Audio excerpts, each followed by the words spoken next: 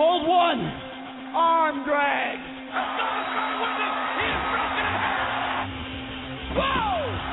This is Brett screwed Brett. Who are you to doubt El Dandy? Because this guy's a serious professional. Brett screwed Brett. Hold two. Arm bar. Hey, get a nice shot of the brand new Mr. and Mrs. Hunter Hearst Helmsley. I hate you. I hate you. I hate your hat. I hate your t-shirts. I hate your wristbands. I hate your shoes. I hate your music. I hate the C-Nation. I hate everything that you stand for. Sodas rule. Yeah, they do. Hold three. The moss-covered, three-handle family gradunzo. Live from the nation's capital in Washington, D.C., this is the RCWR Show with your host, Lee Sanders. And what's up, everybody? It's the Black Avenger, Lee Sanders, welcoming you to a very special episode of the RCWR Show, coming at you live in progress right now on December 18th, 2012, just 1 minute past the 10 o'clock hour on the East Coast. Special episode because we're coming on an hour earlier, and we got a pretty solid episode we got planned for you guys. Now, we're going to be covering the fallout from a commercial-free episode of Super Smackdown Live that went off the air. I feel so sorry for you guys that were watching this and you weren't quite really sure what commercial-free might have meant, because you hear that so many times, especially this time of year when you're checking out some of the radio stations. For those of you that are still going with the traditional radio stations, listening in your car, and you haven't done Sirius XM radio just yet, you know exactly what I'm talking about. You hear that commercial-free, and you're under the impression that you're going to be able to hear your favorite little songs, but you get a couple of commercials in there, so you're kind of like, well, what does this really mean? So you might have been looking at SmackDown tonight, and you probably heard commercial-free, and you were probably under the impression, well, maybe they're just going to limit the amount of commercials. Maybe they're just going to take, maybe 3 or 4. I'll still be able to use the bathroom. I feel sorry if you had not been able to use the bathroom, but it really was a commercial-free episode of SmackDown. No commercials, just nonstop. And quite honestly, this was a really great experiment. I mean, ever since SmackDown has been on Sci-Fi, if I'm not mistaken, I'd have to go back into the history books, but if I'm not mistaken, this may have been the first or second time, I'm leaning more towards the first time, that WWE has taken this type of an experiment where they are just covering SmackDown from beginning to end without taking any type of breaks, really putting the commentators there right there on the spot and just continuing to have that flow. I know JBL, he kind of slipped there a couple of times because he thought maybe they were getting ready to take a commercial break, and Cole, the professional one of the group, as always, had to remind them that they are still going on strong and it's still commercial-free. Hey, jam-packed episode. What did we say last night for those of you that had checked out our Monday night edition of the RCWR show where we were covering the Slammies? I said, hey, expect for the ball to continue rolling going into tonight's SmackDown as they're going to pick up with some of those main storylines that had went down last night. And, hey, this was exactly what this episode of SmackDown needed, especially since it was live. And for those of you that are kind of like, Monday night? What are you talking about? Yes, we made a very special Monday night appearance immediately after Raw. We covered the full fallout from the Slammies, great analysis. If you missed that, you want to backtrack after you get done listening to this episode and give that a good listen, as we're just going to be talking about SmackDown. Now, something that we also will be talking about on tonight's show is a little bit of wrestling-related news. Not really too many headlines have jumped out there, but there's a couple that we want to put out there to you, let you guys know about. Hey, as always, we got the chat room that's open right now over at blogtalkradio.com/the RCWR show. Feel free to jump on in there as soon as you get a free chance. Also, you can interact with us during the course of tonight's episode by hitting us up on Twitter at Infinity1Prod. While you're at it, take the time out, like us on Facebook at Infinity1 Productions. And, of course, as always, we will be opening up the phone lines in the later part of the show. get it over to you guys, try to get a little bit of reactions from you all. Special invitation to new callers. Special shout-out to one of our followers and listeners by the name of Ursula, who was actually at the Smackdown event tonight, and she's actually watching them as we speak, tape Raw. So she's going to be kind of giving us a little bit of reports here and there, and, you know, we try to keep it spoiler-free as possible for you guys. So for those of you that don't want to know what's going on with Raw for next week, we're not going to tell you anything, but we fortunately know what to expect for next Monday night. So that's a pretty cool treat right there. And, hey, if you guys ever are going to be around and going to a nearby WWE TNA Ring of Honor event, and you want to maybe be a little special correspondent, you know, we blast you on the air, give you props and all that, just feel free to follow us at those links I have mentioned, and you'll be able to interact with us. Let us know whichever event you're going to be checking out, and, hey, you know, we'll show you some love. All right, so tonight's Smackdown, let's talk about this, guys. We saw a major cliffhanger there from the TLC pay-per-view as Smackdown was pretty much picking up really where Raw should have been going, but it was all about the Slammies, which was, why, AJ, why? Why did you betray John Cena? Why would you do such a horrific thing and help Dolph Ziggler? That was the million-dollar question. As we saw at the end of TLC, just shockingly, AJ Lee pushing John Cena off that ladder and just really kind of looking at Dolph Ziggler like, do your thing, and then we see that passionate kiss 24 hours later that AJ gave to Dolph Ziggler there, and you're like, whoa, what is going on here? Then we see the WWE Raw debut of Big E Langston from the NXT Wrestling developmental territory. That's a real tongue twister.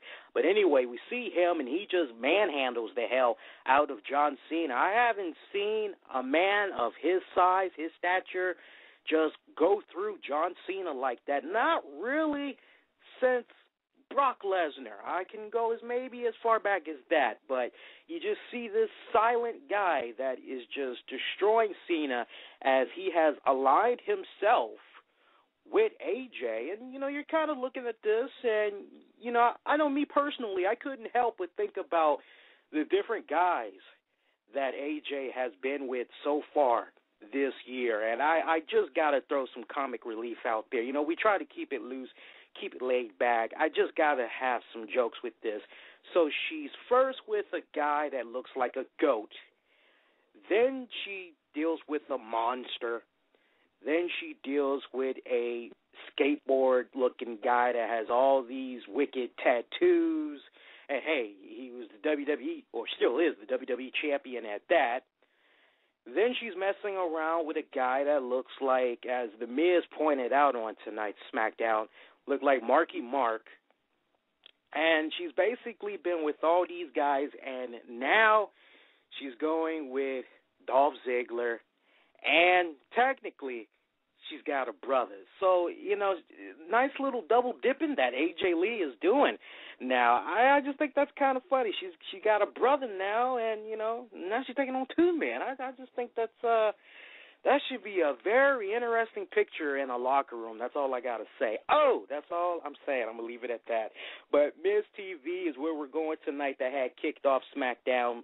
And Miz welcoming his special guest, AJ Lee, Dolph Ziggler, of course, Big E Langston, not too far behind. He was with them.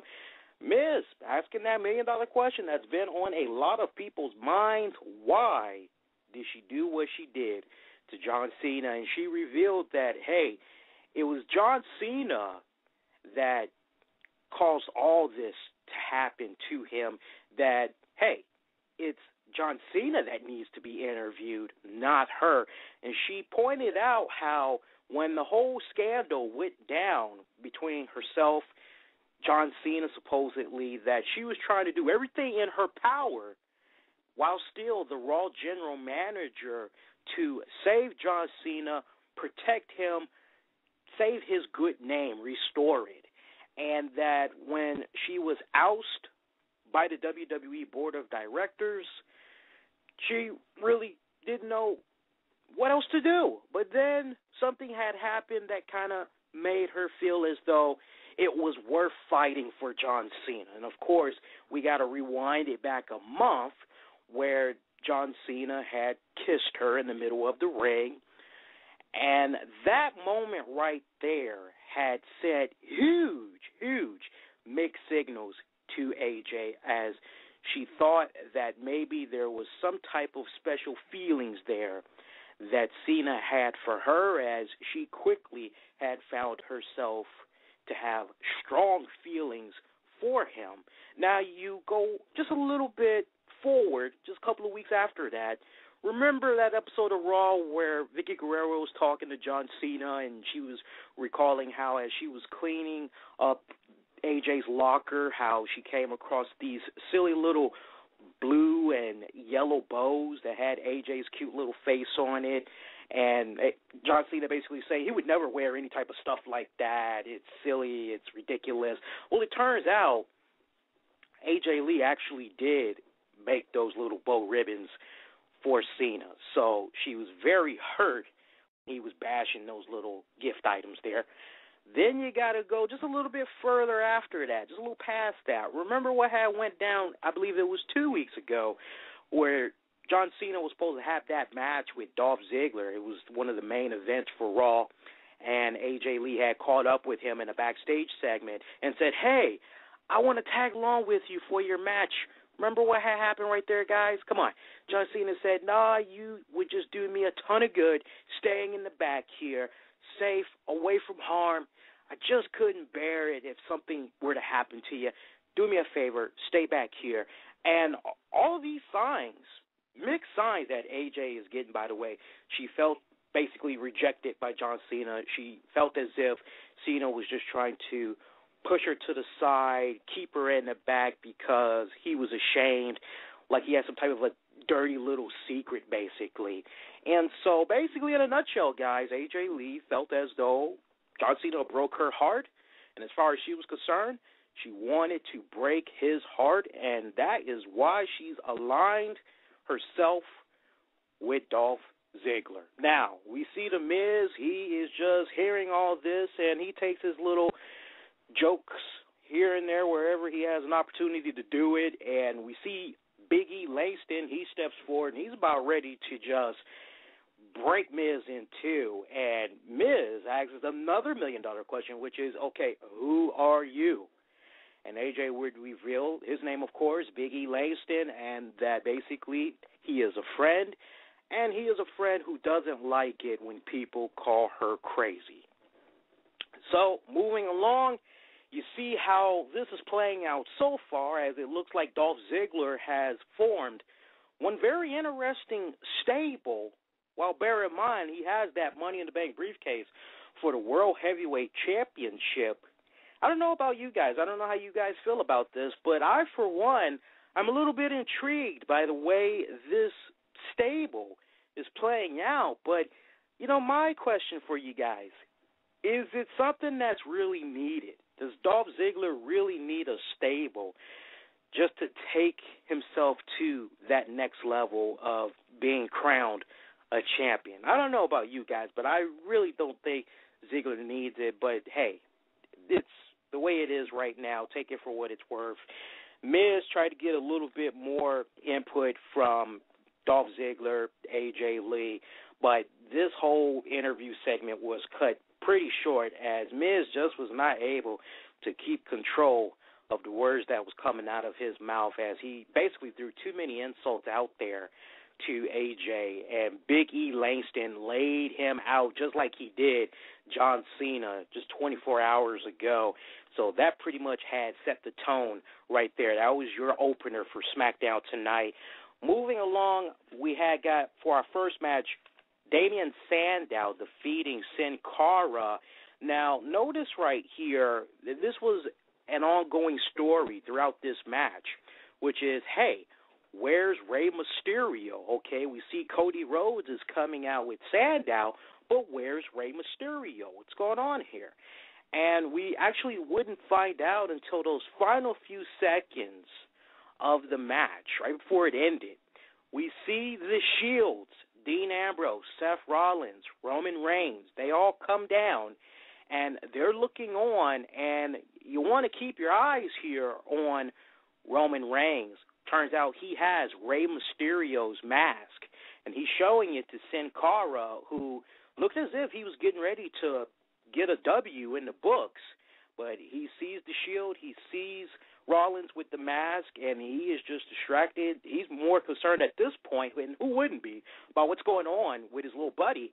And Damien Sandow, he comes up from behind, does that devastating finisher of his where he grabs the opponent. It starts with a T. It's a tongue twister. Tensai, I don't even want to try to pronounce it. I know I'm probably going to have people that's going to be listening to this on the downloads and on YouTube, and they're probably going to say, he said, ha, ha, ha. All right, but you know the finisher I'm talking about. It's a nice little backflip that he does there. All right, we see him do that, picks up the victory.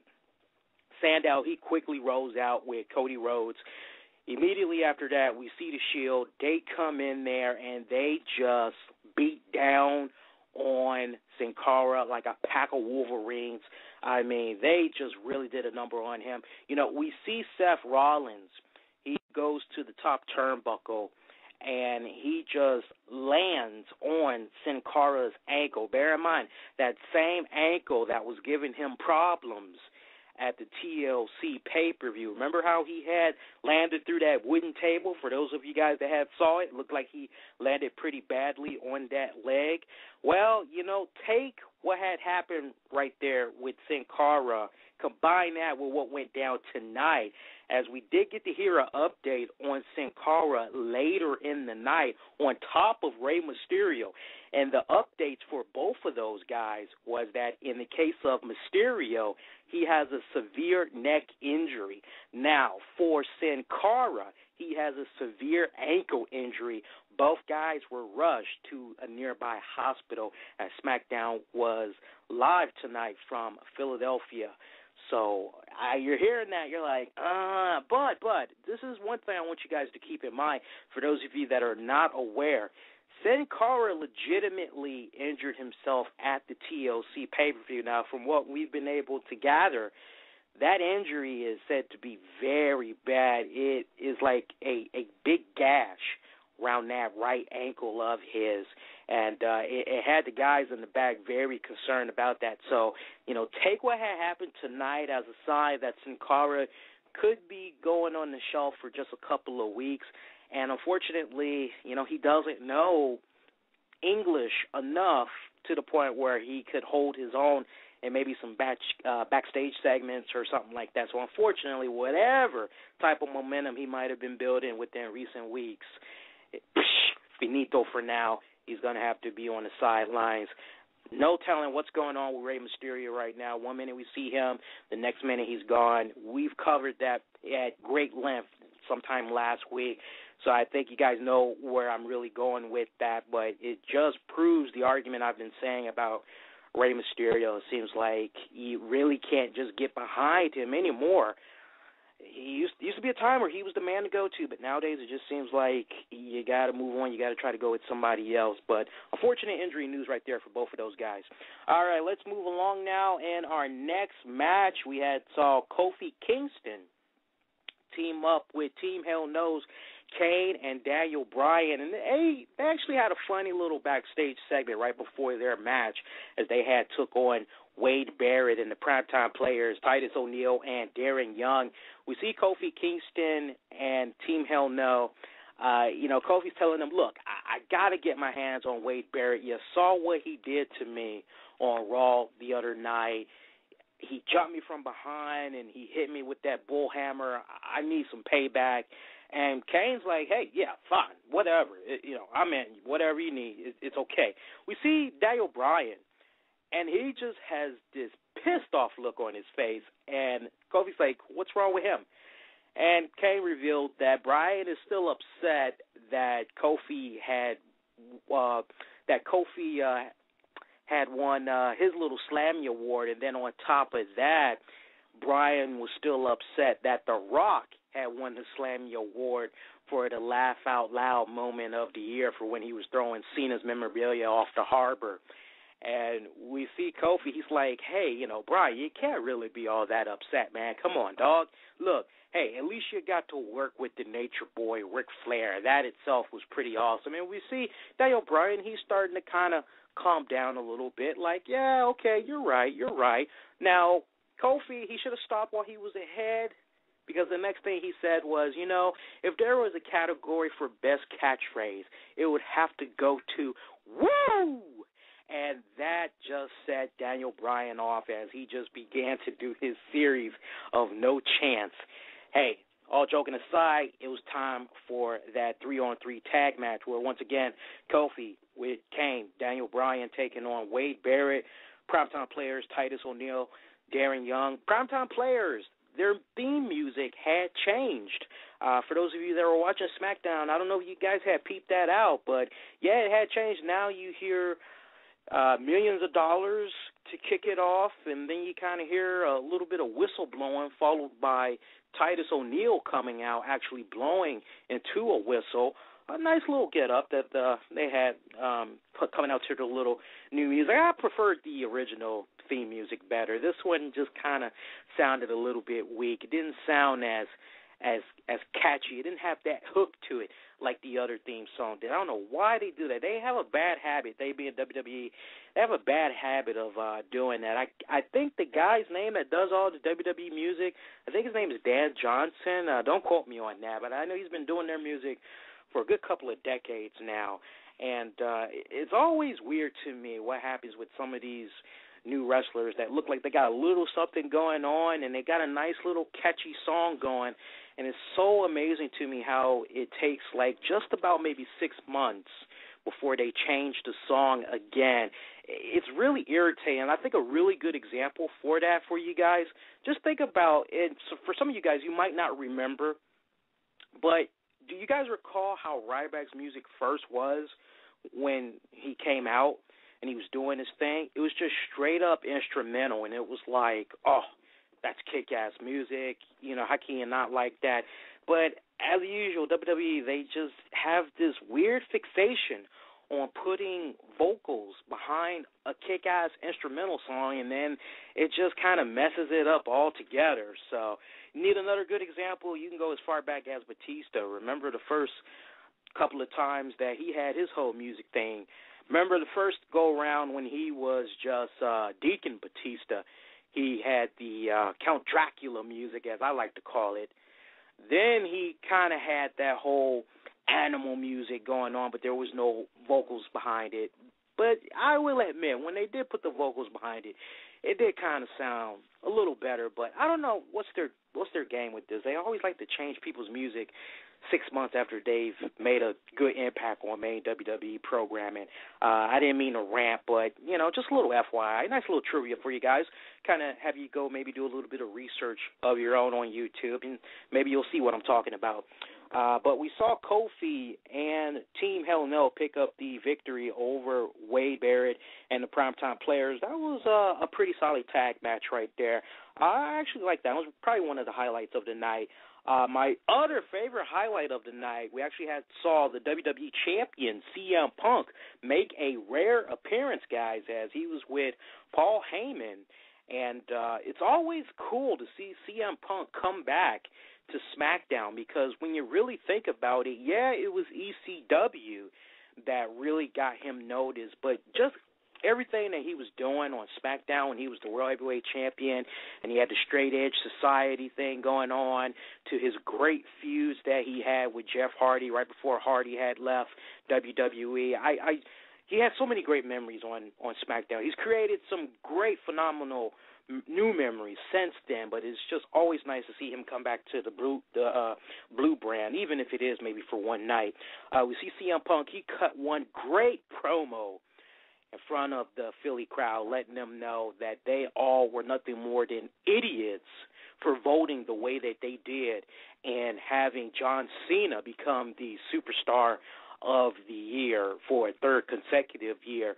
And he pretty much told them, you know what, you just proved in my mind that women, yes, you should not be allowed to vote, but on top of that, guys, you also should not be allowed to vote. You all are stupid idiots.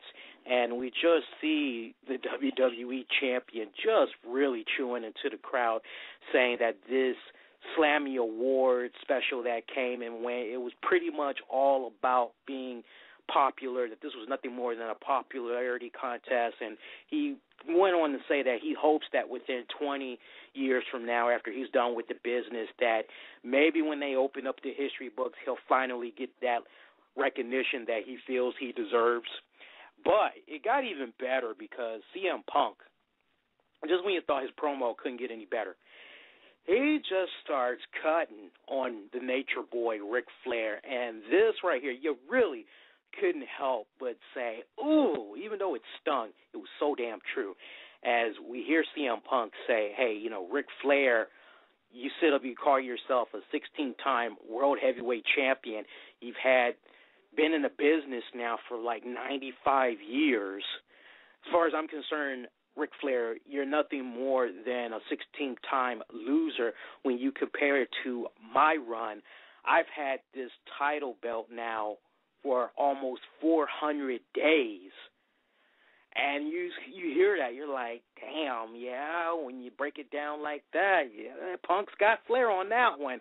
And CM Punk takes it a step further and says, hey, as he capitalizes on the fans chanting for Ric Flair, and he tells them, yeah, go ahead, chant for Ric Flair, you idiots, chant for somebody that is a loser, chant for somebody that really doesn't give a damn about the company. They're just coming back for the big fat paycheck so that they can pay off their settlements and their child alimony. And you're like, oh, no, he didn't just go there. And CM Punk, he just continued on with his insults to the two-time WWE Hall of Famer, a.k.a. member of the Four Horsemen, when all of a sudden we see Mr. Feed Me More, Ryback, come on out.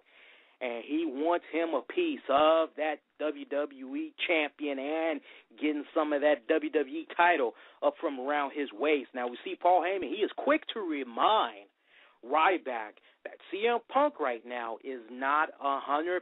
And that Ryback knows this, but apparently, I guess Ryback has done a little bit of homework of his own, guys, because we hear Ryback say to them, well, yeah, he's not 100% right now, but he will be. And he throws out there that on the first episode of Raw in the new year, he will be having a match with the WWE champion for the WWE title. So you're hearing that. I don't know about you guys. First thing you're thinking to yourself, when's that first Raw again of the new year?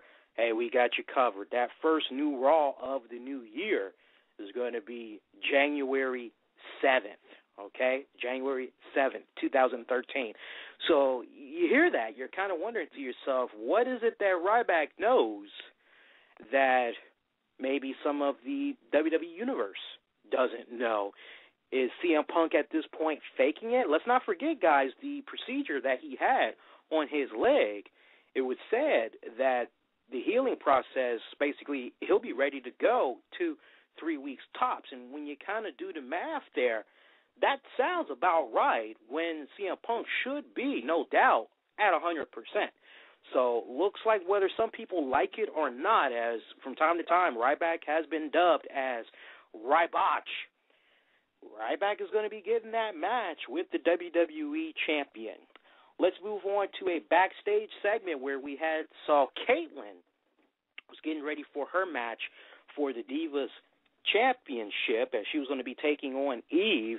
We see her bump into AJ. AJ wishes her good luck. Caitlyn not really having any of that. She's just hearing whatever AJ is saying, and it's just going out the other ear, and she's trying to move along, and AJ's like, hey, what was that look for that you just gave me? What was that about? Caitlyn, she said, oh, nothing, but, honestly, AJ, you make things so hard. You make it so hard to be your friend with some of the things that you do. And we see Caitlyn, she's trying to excuse herself politely without being too rude. And we see AJ, she goes, hey, where you going? And Caitlyn says, I have to go win a Divas title. And AJ goes, well, what? That's more important than your friend? And Caitlyn says, no, I just have to go. I have a match. I do not want to deal with a lunatic. Poor choice of words right here as Caitlyn turns around. We see AJ attack her from behind. All hell just breaks loose. WWE officials, they come out, they break it up, but you can't help but wonder just what type of damage was done to Caitlyn as her match with Eve was immediately next. And that was actually a better encounter. I must admit, I enjoyed this match between these two divas more than their previous, I believe, 3 encounters. So far, it seems like these two are really now starting to become more comfortable with each other, and I was really able to tell that in this match tonight. You could tell when you look back at the other matches, they were kind of feeling around each other, trying to get that chemistry going in the ring there. But this time, it seemed more fluent. It just seemed more natural, everything that was happening. I was actually a little bit invested, more invested than their previous encounters I found myself to be with this match. And we actually saw Eve retained via disqualification. Now, the way that she had went about this, as final few seconds of the match, she pretty much was getting her ass handed to her, and she went for a cheap tactic, which was grabbing onto the referee, and the referee was letting her know, hey, you got to get off me, and he started counting her, and he was reluctant counting her, but after he saw that she was not letting go, he had no choice but to start counting, and she was just not letting go, and the ref, unfortunately, had no choice but to call for the bell. So, despite Caitlyn picking up the win via disqualification, Eve is still your WWE Divas champion. Nice little development right there. Now, it looks as though, based on what we've seen so far, it's safe to say that Caitlyn is somewhat back into the good side of upper WWE management, as it looks like she's picking right back up where she left off with Eve. So now the question is asked, okay, well, are we looking at the next Divas champion? Now, I know we got, you guys out there, you probably don't really care about the Divas championship, but, we got to cover it. We know we got those of you that don't really care about the Divas division, but, we do have those listeners out there, and we hear you guys when we don't really show the Divas division any type of love. We hear you guys. We'll talk about it for just a little bit. I don't want to go too in-depth, but I'll give it about maybe 2 more minutes, and then we'll move on to the next topic, okay? So the question is asked now, okay, well, do you go on ahead and do you put the belt on Caitlyn? Here's my whole thing, and I said it once before, and I think many guys can agree with me on this. You look at Caitlyn, she just reminds you so much of Trish Stratus. So I kind of see why they're trying to see if they could do a little something with her. But, the thing that you have to have, and you need it, it can't be one without the other. You have to have the crowd's attention. And unfortunately, that is something that Caitlyn just doesn't have right now. She has yet to really be able to grasp. And that was so evident tonight, especially when you go back to what had happened the night before on Raw there, where she had got the upper hand and the crowd just really didn't care. You're like, why do you care? So, I see where they're going with this, but I must admit I'm just a little bit agitated that they're trying to force something to happen, even though it's something that, quite honestly, the fans, they probably don't really want and or they don't really care. I mean, quite honestly, you're really not doing any harm leaving the belt on Eve, especially if you're trying to set her up for a better competition. I mean, I really think at this point, and we've heard the rumblings that there's been a few signings that WWE has done for a few females that are now in their NXT developmental territory. But I think at this point, at this rate, you got to go with some divas that can actually make a significant impact on that division. And now I know one of the women that they had picked up actually used to work for the Shimmer promotion. And for those of you that are kind of like, if you don't know about Shimmer Wrestling, Google it. That's your best friend. But I definitely think for WWE's Divas division, that's definitely going to be one of the main spots I think they need to be looking for their Divas of Tomorrow, because there's a lot of great females that perform for that company, Shine Wrestling, a lot of others. But again, Caitlyn, I'm just really not feeling her right now. But hey, I don't know, maybe she can do something that, just think about it for a second, and I'm going to move on to the next topic. Just think about it for a second. You look at the Divas you got right now.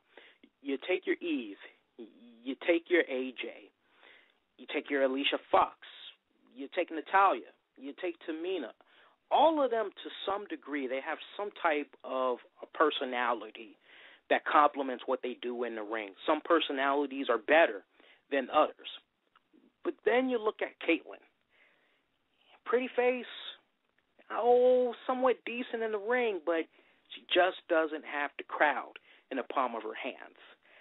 Big pet peeve of mine right there. All right, let's move along now. We got to see Ryback take on Antonio Cesaro. This match, I was actually yelling at the TV, and I usually don't do that. And I was yelling at the TV because I thought the booking was very poor for this match. We actually saw Antonio Cesaro lose to Ryback, and it was just a clean loss that he suffered at the hands of Ryback, as Ryback was able to do shell shock, meat hook clothesline, all that good stuff. He got in all his sweet spots to pick up a win over Cesaro. I just thought this was poor booking. Now, some people, they may look at this and they may want to sit up and say, Lee, how can you say it was poor booking? It was freaking awesome. That's exactly what we needed. That was a good match. It's not about whether or not the match was good. It's just about the booking. It's about the finish. And in this case, the finish to that match, I would have went in a different direction. You've spent all this time, all these months, building up Antonio Cesaro, saying that he is just one unbeatable United States champion, that basically nobody can really take that belt away from him because it looks like nobody really has his number.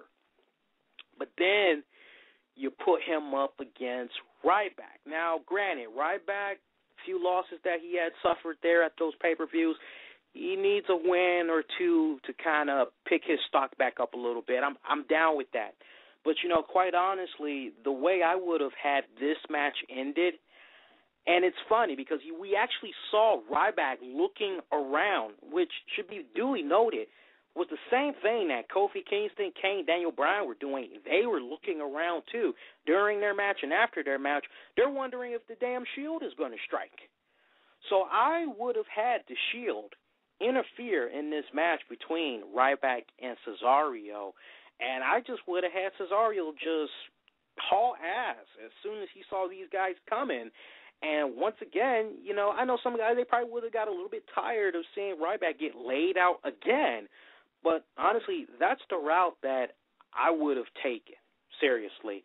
Or better yet, another angle that you could have done, had you got the clearance from Ric Flair to be able to do it, you actually could have had some type of a pre-taped segment that could have aired on the Titantron during Ryback's match with Cesaro that could have showed Ric Flair getting his ass handed to him by members of the Shield, and maybe Michael Cole, JBL, they could have added some type of commentating that said, Ric Flair did say that he was going to be in the arena tonight.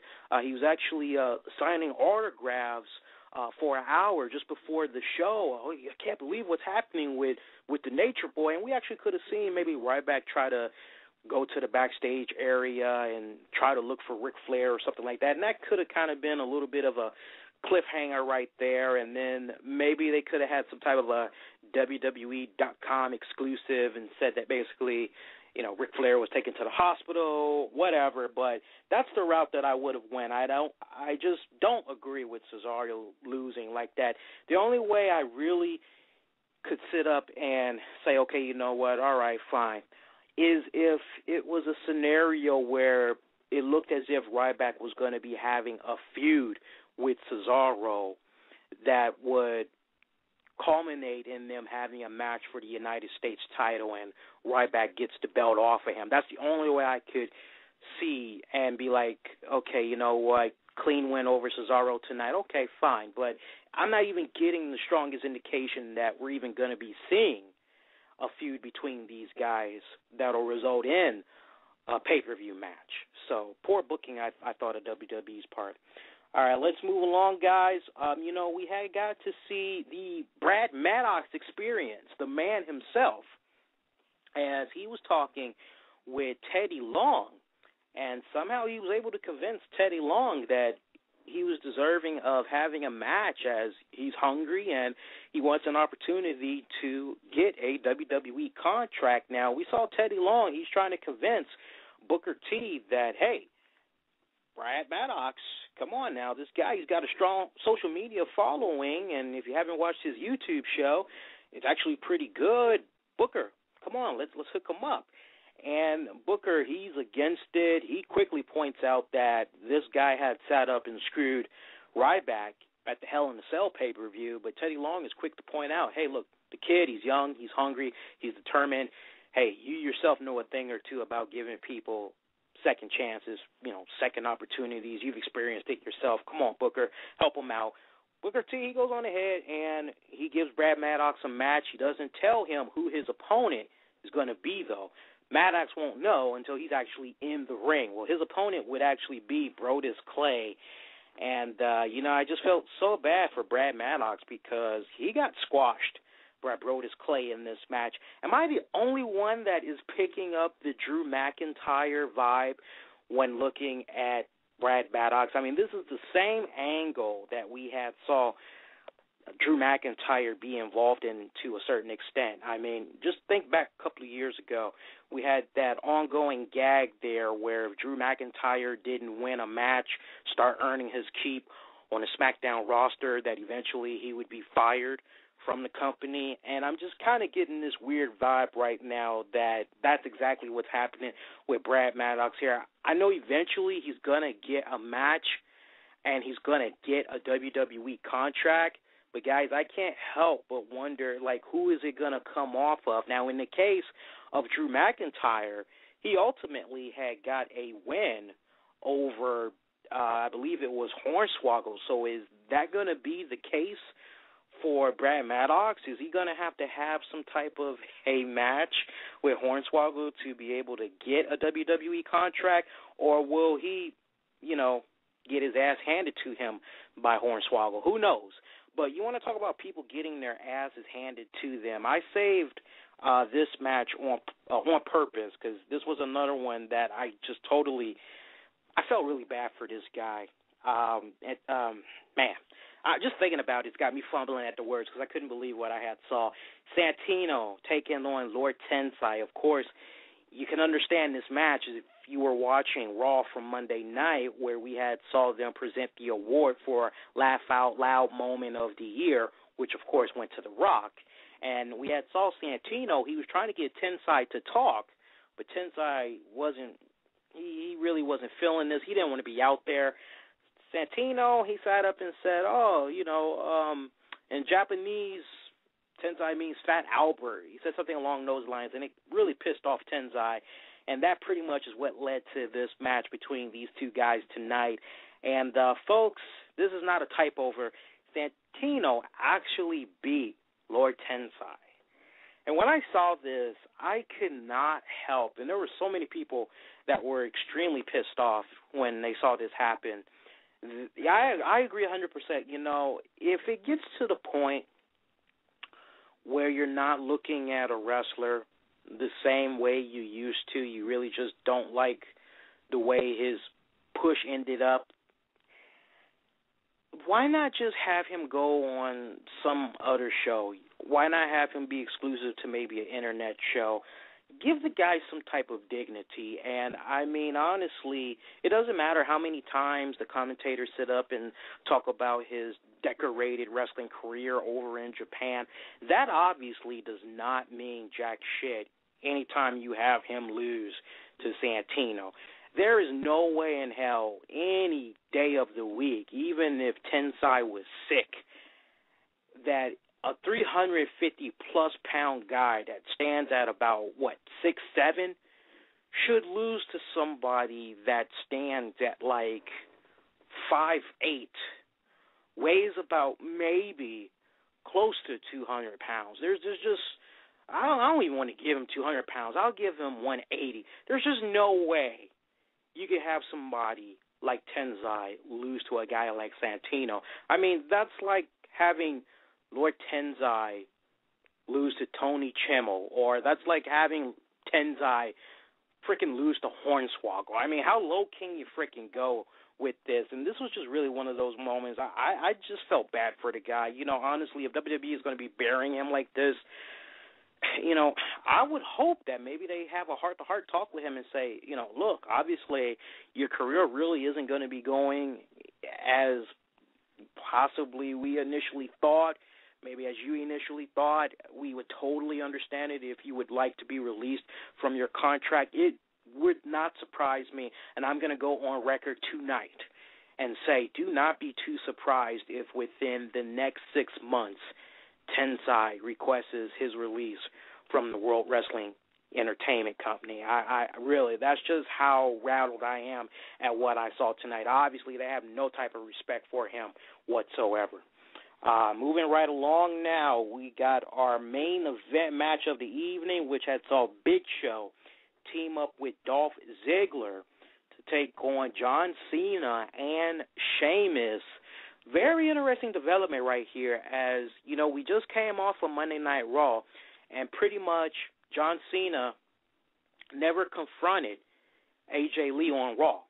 Now we go to SmackDown tonight. Once again, John Cena not crossing paths directly with AJ Lee, which kind of makes you wonder what exactly is happening right there. But in either case, we're talking about that main event match. Great contest that we had right here, guys.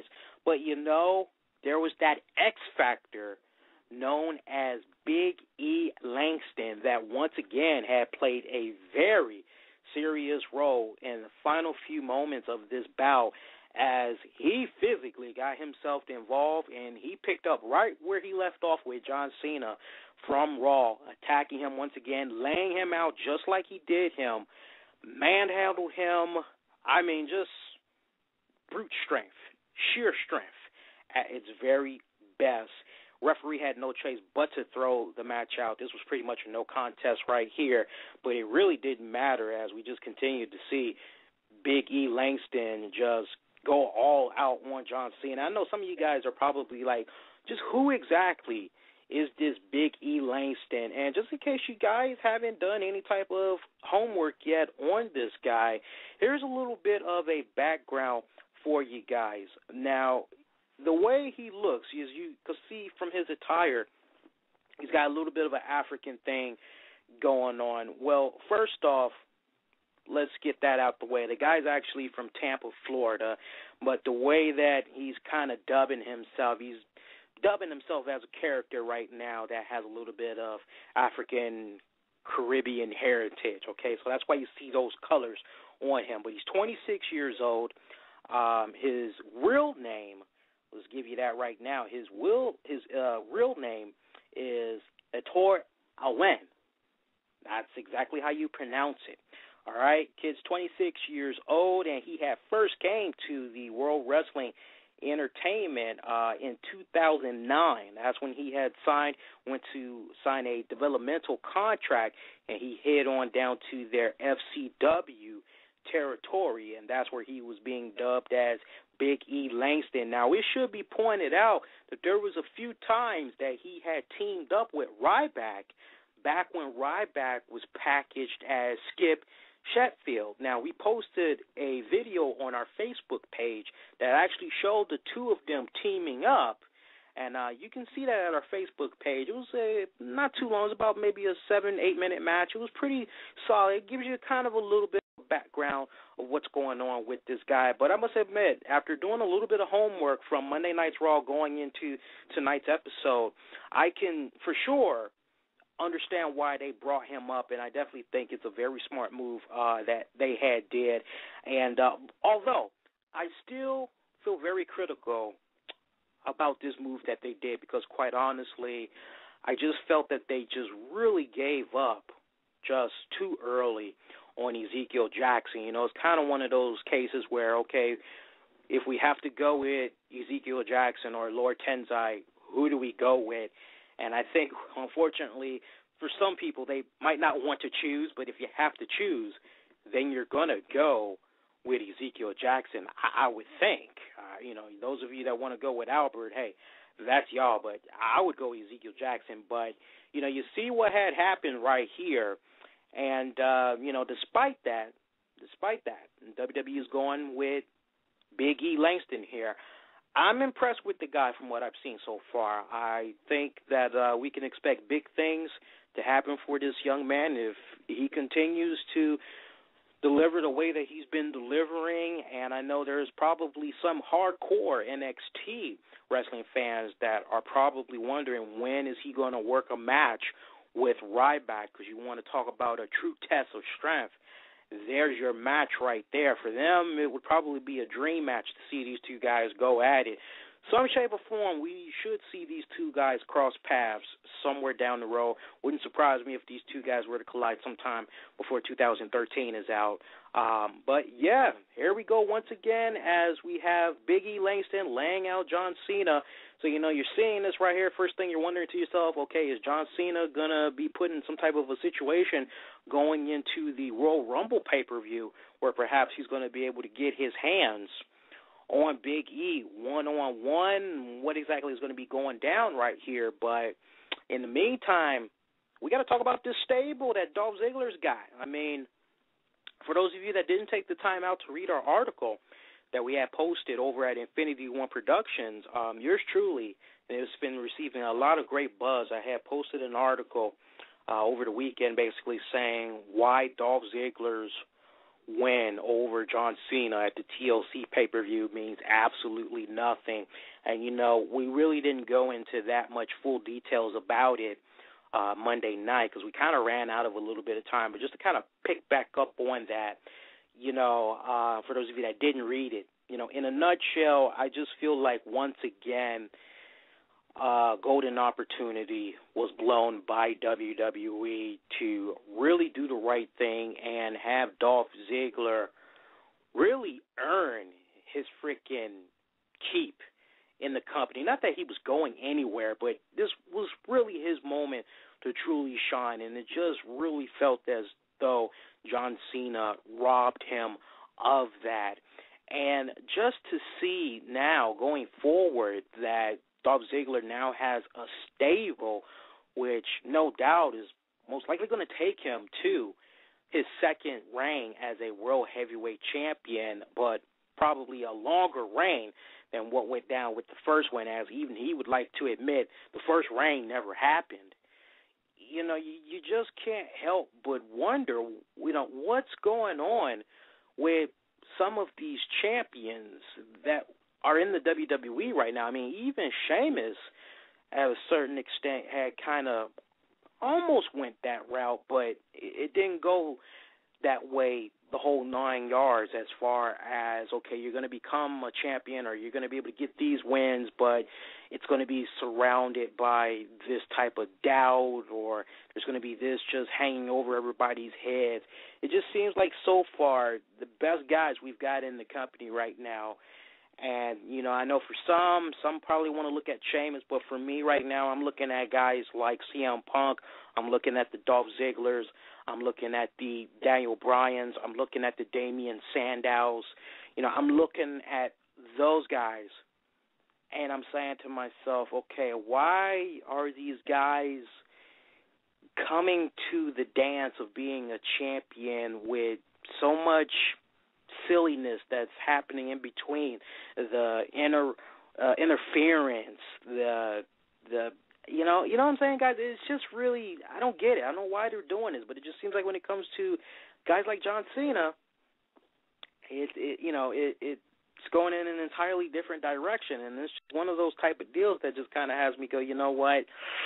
I totally agree with the article that Wired Magazine had said about John Cena. Now, for those of you that are kind of like, Wired Magazine, that's the second time Lee's brought this up. If you haven't by now read the article from Wired Magazine, I'm going to actually let you guys know about that article right now. I'm going to pull it up for you guys. And you can actually see part of what I'm getting ready to read to you guys over at our website at infinityoneproductions.com. But basically what went down was over the weekend, Wired Magazine, they had released this article basically just trashing the hell out of John Cena, saying that basically he's the source of WWE's problems. Now, this is what they had to say, all right? And this is a direct quote. It's the most blatant example of pulling the strings to give him an endless amount of chances. And to make matters worse, it's a pointless storytelling move. It doesn't matter what the outcome is. If he loses, it doesn't mean anything because it's become evident that he'll just be given another chance. If he wins, it doesn't really gain anything because he's in the exact same spot that he always is. And Ziggler loses some of his legitimacy to fix something that ain't broken. Of course, Wire Magazine was also talking about the match that Cena was supposed to be having with Dolph Ziggler. Direct quote again, and all the while, John Cena's been playing up to his role as pro wrestling's Greg Marmeland. His promos are built around insulting any funny-looking members of his competition, even when he's not even remotely involved in their storylines. Recent video packages have had their colors desaturated to turn the pink baseball cap he wore for Breast Cancer Awareness Month into a muted gray now that October's over. His current storyline involves a nebulous grasp of blackmail where the major hardship is that he's given the petite and adorable AJ Lee the worst kisses ever broadcast on national television. He might as well just challenge Rodney Dangerfield to a game of golf and get it over with. And yet he keeps getting cheered because WWE presents all of this stuff as positive and heroic. And that's just part of what I just am going to read to you guys. If you want to read the rest of that, we provided the link for you guys at our website, so you'll be able to go check it out directly at the source. A really great eye-opening read. And, you know, you just hear that, and you're saying to yourself, damn, you know, yeah, it sounds like these guys are actually, you know, when you really think about it, you just do the math in your head. Even you hardcore John Cena fans, even you guys will kind of sit up and go, yeah, it does kind of seem like John Cena is, you know, for a guy that doesn't have any type of belt, it does kind of seem like the whole world of the entire WWE universe is still revolved around him. WTF, what's going on right here? But, you know, I definitely feel right now that, you know, going into 2013, WWE, they really are going to have to start shaking things up in a big way. They're really going to have to start taking things to a whole new other level. And, you know, I know probably Vince McMahon doesn't want to do it, but he's really going to have that sit down with John Cena and go, look, you know, it's good what you're doing for the kids, making a wish. Hey, but, you know, even Hulk Hogan eventually made a heel turn. You may not want to do a heel turn, but without a doubt, you need to kind of shake things up a little bit with your gimmick if you want to try to continue to have some type of longevity. And, you know, we've heard those little arguments that have been said from time to time. John Cena doesn't want to go heel because of the kids. It's all about the kids. But you know what? I think regardless, you know, he's pretty much in the same boat as Hulk Hogan. All these years later, Hulk Hogan can still walk down the street. Everybody knows who he is. No-brainer right here, you know. But either they're going to have to do something with him, or they're going to have to eventually just phase out John Cena altogether. I mean, ultimately, that's what you're going to have to do. You know, I mean, the WWE Universe, they are ready for that next big shakeup. They're ready to see that next top guy that's going to be surpassing John Cena. They're ready for that next generation of WWE wrestlers. And, you know, hey, since John Cena is going to continue to be all about the, I guess we can call it, to say your prayers, eat your vitamins, always do the right thing. Hey, you know, that's all fine and dandy, but in the type of world that we live in today, you know, we got to have a little bit of variety in there is what I'm saying. I don't want to go too much more into it. I think I want to just leave it right there, but I think you guys know exactly what I'm talking about, and I think I gave some pretty good arguments right there. Some of you may feel different about that, and if you do feel different about that, we always welcome you to call into the show, and you can offer your arguments as well. But, hey, that's just my opinion with that, all right? All right, but overall, you know, I got a pretty decent episode of Super Smackdown Live. You really couldn't complain. This was a very, very good episode. If I were to go back and look at the best highlights of the night for this episode, I would honestly have to say the ones that stand out most in my mind was the CM Punk promo, the tag match between Kofi, Team Hell No, taking on Wade Barrett, Primetime Players. And surprisingly, the Caitlyn versus Eve, that was pretty decent, too. I love the storyline push that's going on there with Team Dolph Ziggler. I'm very curious to see where this stable is going to continue to go. I will say this much, not to really crap on everything that's been happening with Ziggler. Hey, I've gone on record many times. I've been a fan of his for many years, and I'm glad that he is really skyrocketing up there. And without a doubt, he's going to become a world heavyweight champion. I just hope it happens before WrestleMania, because I know many people are kind of wondering what is going on right here. But, you know, I think another question that should be asked, since he won back his Money in the Bank briefcase, does that mean that he has another whole year to cash in that briefcase?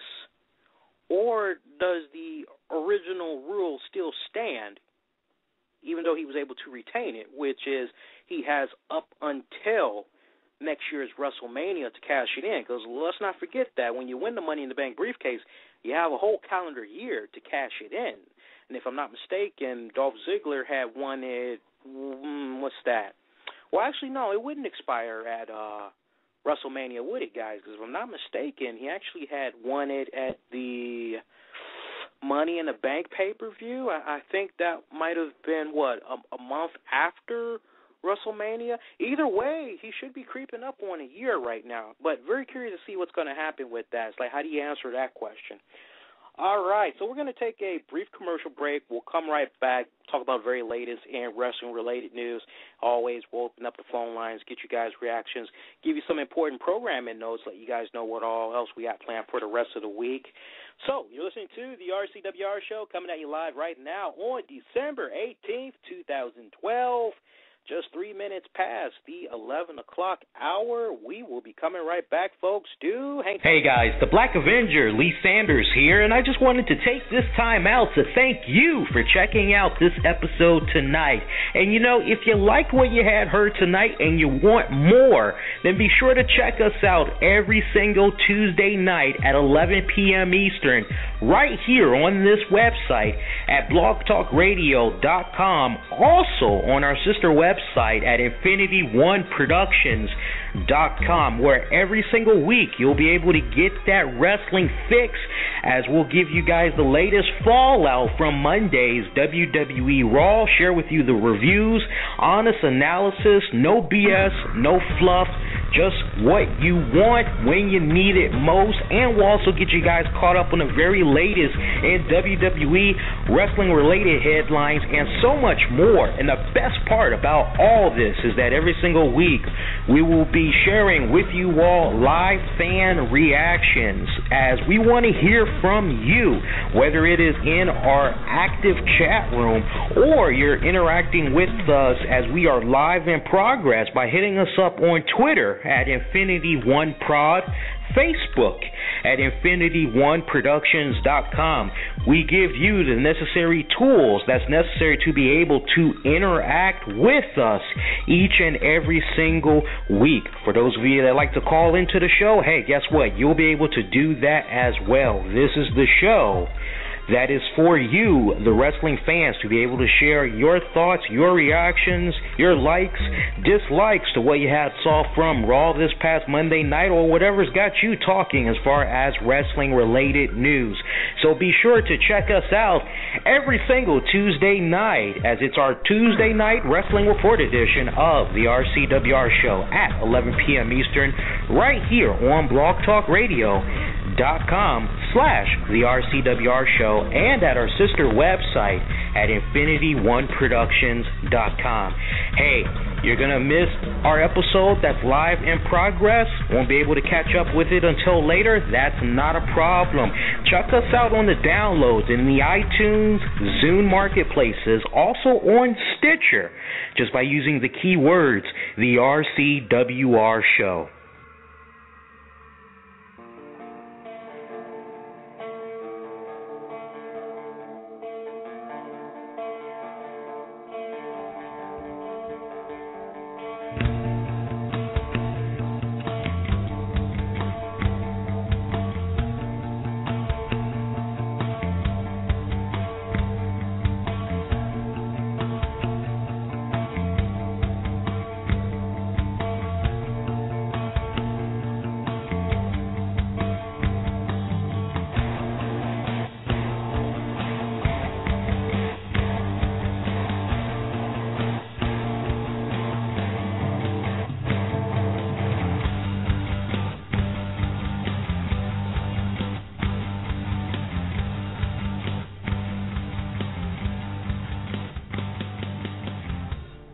Black Avenger Lee Sanders back with you guys. You're checking out the Tuesday Night Wrestling edition of the RCWR Show right here on blogtalkradio.com.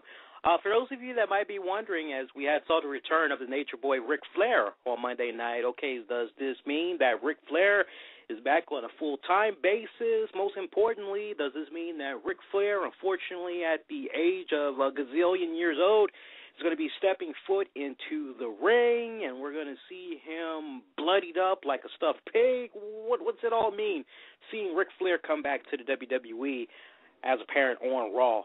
Well, from what we were able to gather so far, latest word that's going around the wrestling beat is that Ric Flair, that was just a one-time appearance that he had did for WWE. He is not under a contract. So take that little bit of news for what it's worth. Let's tackle the second part to that question, which is, well, does Ric Flair come on back and wrestle? Now, I don't know about you guys, but I'm just going based off of some of the interviews that Ric Flair has had this year since leaving TNA Wrestling. And I know he had basically said in retrospect that as far as he was concerned, he retired when he had that match against Undertaker, against Shawn Michaels a couple of years back. And as far as he's concerned, he should have stayed retired right there. What went down in TNA Wrestling, guys, as far as he's concerned, it never happened, okay? So take that for what it's worth. And honestly, if Flair is a man of his word and he doesn't get back in the ring, hey, I'm all fine with that. Honestly, I think the way that Ric Flair needs to be utilized, he needs to be an ambassador, and he needs to be going around doing promotional work for WWE, helping them with whatever projects they have lined up. Of course, whenever they have SmackDown, Raw events, pay-per-view events, definitely WrestleMania events, you got to have Ric Flair there and let him be able to work his magic and interact with the crowd. And I feel that, quite honestly, he's going to be getting paid such a decent amount of money that, he isn't going to mind sitting up for however many hours he needs to be able to go and do a little promotional work for the organization. But, I would suspect that once these negotiations do come through for Flair to be able to do all this work for WWE, let's not forget right now that we still have that WWE versus TNA lawsuit that's going on. And I know some of you're hearing that, you're saying, well, wait a minute, Ric Flair, he's been gone from TNA Wrestling for a few months now, and, hey, Ric Flair, it should be open house right now, right? Not necessarily, because as far as TNA is concerned, WWE had begun doing negotiations with Ric Flair to come on back to the company while he was still employed with TNA Wrestling. Now, some of you may be hearing that, and you may be saying, well, if that's really the case, then how are they able to get away with having Ric Flair pop up for just one night, even if it was just for the Slammies? It's one thing if you're making a one-time appearance. You really can't put any type of a argument out there for the judge and be like, see, look, now he's popping up on WWE programming every single week. It's one thing if you do one appearance here, you space it out for several weeks and you have him pop up at another event. It's one thing if you kind of do it like that. And I think WWE is smart playing it like that, because if they play it in a way where he's just back on a full-time basis just as a TV character, then unfortunately that would give them some type of ammo. Now, WWE, they could be all in the right. As Flair, yes, he hasn't had any type of affiliation with TNA for X amount of months. But they want to make sure that there is now a shred of doubt going into that courtroom so that they can get that ruling in their favor, that they aren't doing anything wrong. So that's why they're playing it really tight right now. So for those of you that's kind of wondering what's up with that, there's your 411 on that. But as I said, me personally, I don't want to see Ric Flair come back to wrestle in the ring again. His days are behind him. He needs to let it go. Let it go, man.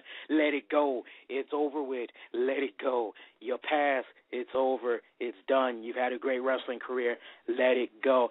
I love having my mark out moments and go back to being that young little kid in the 80s, growing up watching Ric Flair and the Four Horsemen and seeing what all was going down in WCW. Hey, I love going back to those moments. I love marking out on those moments.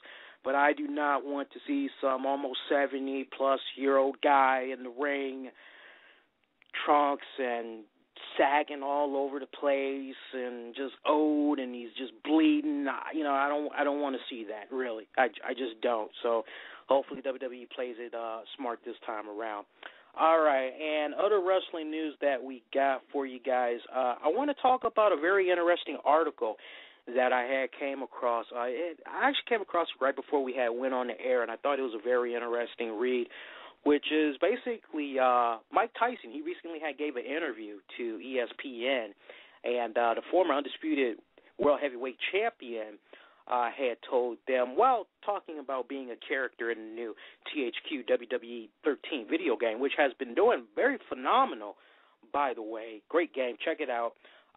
He spoke very candidly about not being disappointed and being a special enforcer in the match that he had called between Shawn Michaels, Stone Cold Steve Austin at WrestleMania 14. And he also had talked about liking the Shield, whether or not he would wrestle in the WWE. I'm going to read you a couple of direct quotes. I'm not, giving everything out there, but I just thought this was a great read. Now, this is Mike Tyson's thoughts on if he was disappointed not being able to wrestle Stone Cold at WrestleMania 14. Direct quote right here. No way. Anything they gave me, I was just very grateful to be a part of. I'm just very grateful to be a part of that stuff. But I used to like Big Show and Floyd. Can't beat Big Show in a fight, and that doesn't make boxing look good. You know what I mean? It doesn't make wrestling look good. They should have had Big Show choke Floyd out or something. Gorilla Monsoon slammed Muhammad Ali, and you're telling me Floyd, who is 140 pounds, that he's going to beat a 500-pound guy like that? Come on, man. When you step into their field, you have to let them be kings in their field. Gorilla Monsoon slammed Muhammad Ali. Andre the Giant kicked Chuck Wepper's butt, right? So don't bring guys into their field and make them look bad on their own mat.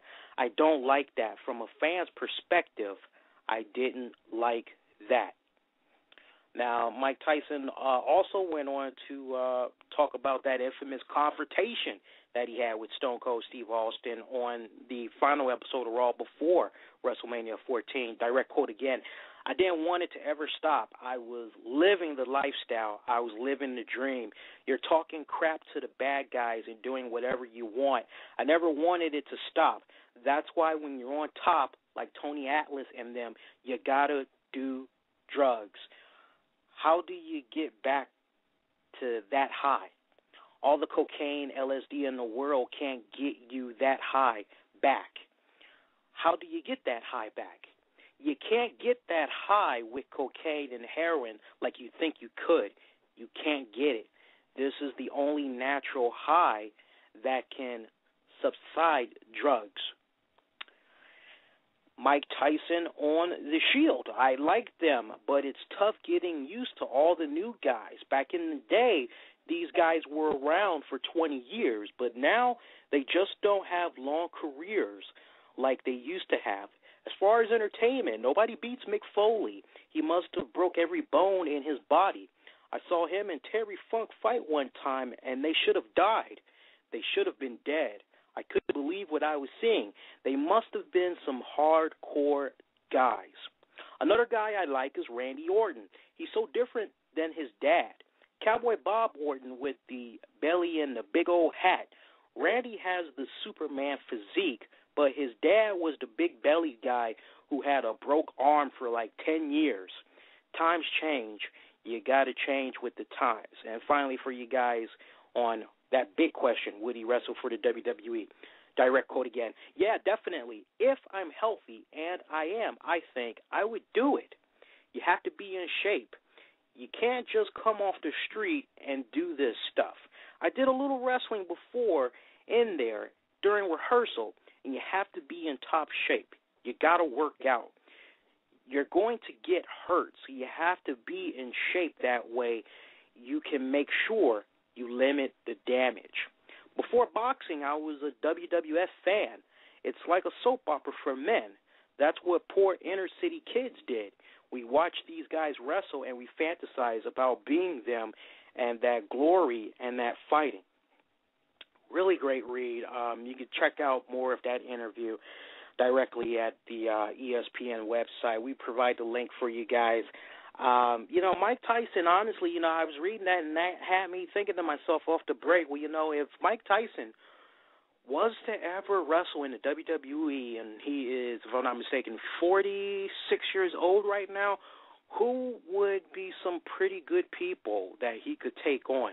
Honestly, I wouldn't mind seeing him do something with Brock Lesnar. I mean, since we're going to go there, Brock Lesnar is a name. I would like to see what these two guys could do. I really think that their rivalry alone leading up to their match would be one of the biggest draws in match history. I mean, just those two iconic names alone, everything that those two guys did respectively for their sports, I think that's a good matchup right there, especially if Mike Tyson can really get himself in shape. I mean, he can't get back that classic Mike Tyson build. I don't think it's even possible, but he can get damn right close to it, I think, at 46. But there's one match that jumps out at me. I actually wouldn't mind seeing him do something with Big Show. I think that's another match that could possibly happen.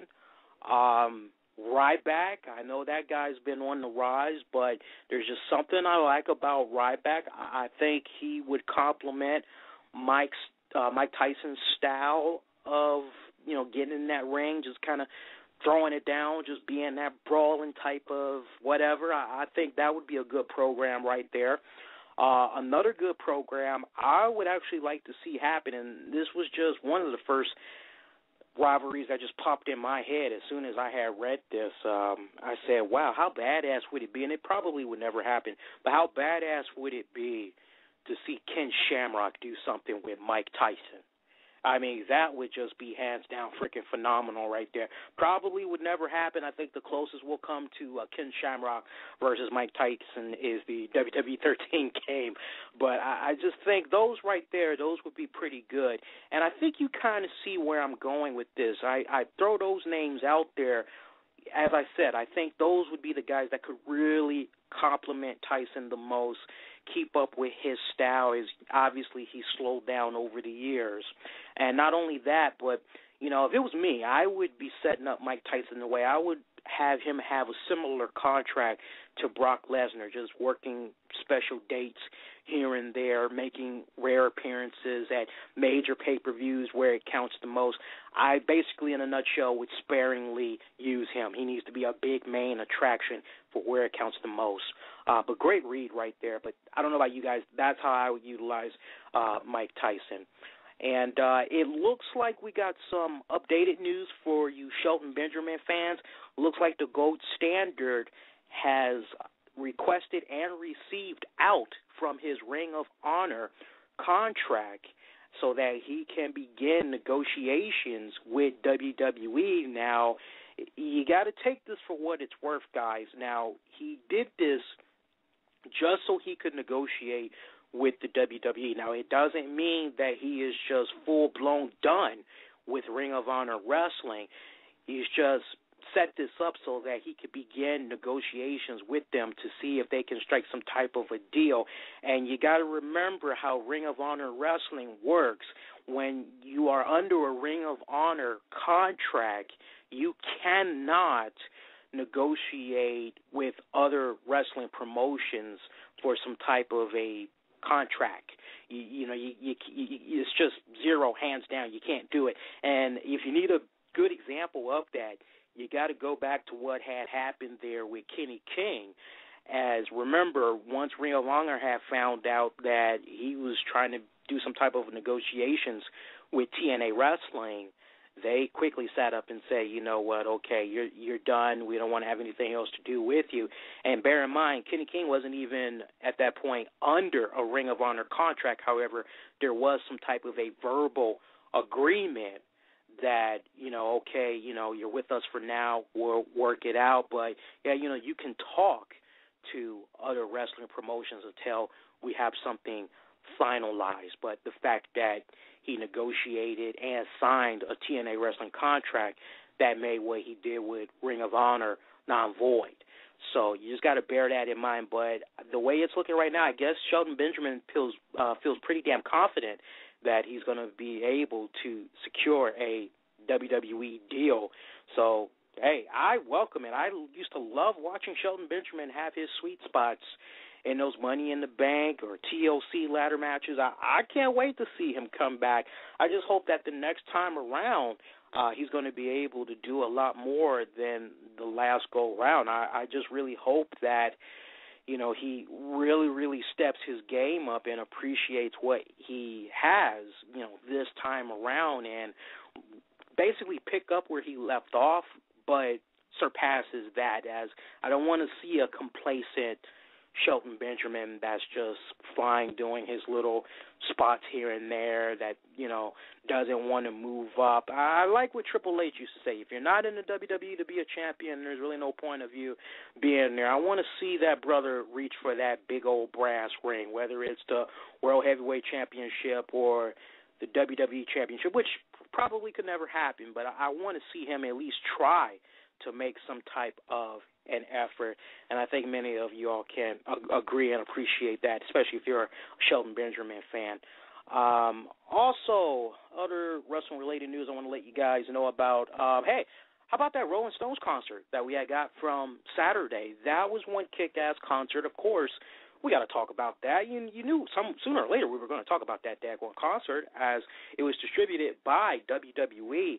And I'm going to, just talk about it for a little bit, but I'll go more in detail about it on our weekend edition this Saturday. But, I was very pleased with this pay-per-view that we had got from the Rolling Stones. I thought WWE did a phenomenal job hooking up with the Rolling Stones. And, that pay-per-view, I wrote a very kick-ass review of the concert, and you can go read it. And it was one of those type of concerts. I just really felt that WWE, they hit new territory with this. I think that they are going to be in that type of business as they found a new outlet that I feel is going to be most profitable to them for years to come. And quite honestly, if they keep this up, honestly, in 15 25, hell, maybe even 30 years, if WWE decided to, if they didn't want to do wrestling anymore, they would be able to live very comfortably working with the many musicians, many major recording artists, and doing those type of pay-per-view concerts that they were able to do. I know there would probably be a huge backlash from wrestling fans, so the odds of them just going away from wrestling altogether, I just wouldn't see that happening. But unlike WWE films, which is a hit or miss, a lot of them are very unsuccessful. They continue to struggle to really make their mark as a big major company to go to for making movies. I thought they really hit a home run with that Rolling Stones concert, and if you're going to do it right, you're really going to dip into that type of business.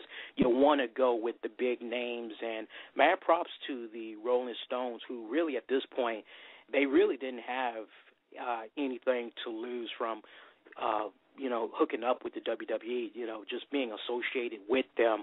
They were still going to win regardless, but really great outing. Can't wait to see what's going to happen next for the WWE. Other than that, guys, I'm trying to think if anything else had kind of jumped out there for wrestling-related news, and there's really not much else that I can think of right now, and I'm actually trying to remember off the top of my head. There's really nothing else I can think of right now that kind of jumped out there at me. So what we're going to do, we're going to go on ahead, we're going to open up the phone lines, and we're going to get you guys reactions. And, right before we do, let me just let you guys know some quick programming notes. So all this week, in case you missed the memo, we have been doing a solid week of shows. And Monday, we had covered the fallout from the Slammy Awards. Tonight, you're getting your fix of the very latest from SmackDown. Wednesday night, we're going to be having a very special episode of the RCWR show, as it's going to be a first time that we're making a Wednesday night appearance. We're going to come on at 11 p.m., and it's going to be me, co-producer Tammy. We're going to be joined by a very special guest, renowned psychiatrist, Dr. Bart Rossi, and we're going to be talking about the events that had happened at the Connecticut shootings last Friday. And Dr. Rossi is going to try to help us make sense of what had happened there with that crazy gunman there that obviously was mentally unstable. And he's going to try to take us inside of the minds of some of these young folks and try to give us a little bit of clarity on why some of these young folks snap the way that they do, and it leads to serious consequences like what had happened at that school, and maybe try to offer us a little bit of preventions, signs to look for, things of that nature. But we'll have the very latest on those Connecticut shootings.